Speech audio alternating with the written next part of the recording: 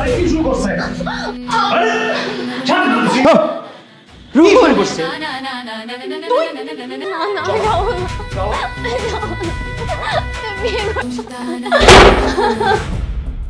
তুই এটা কি করলি? তুই তোর রুমে কেন ওকে আটকালি? আরে একটু পরে নতুন বউ। আচ্ছা ঠিক আছে। তো ঠিক আছে ঘটক, এই নেন। ঠিক আছে আচ্ছা জানায়েন কিন্তু। আচ্ছা মার্শাল্লাহ, ছেলে তো অনেক সুন্দর, আর ছেলের মা তো তোকে অনেক পছন্দ করছে। আমি জানি আমার বোন ওই সংসারে যে অনেক সুখে থাকবে।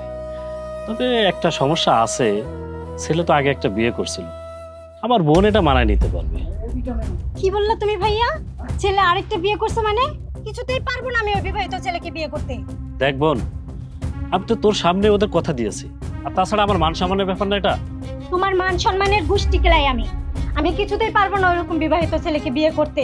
আমার বাবা মা যদি আজকে বেঁচে থাকতো তুমি কি পারতা আমাকে ওই বিবাহিত ছেলের সাথে বিয়ে দিতে?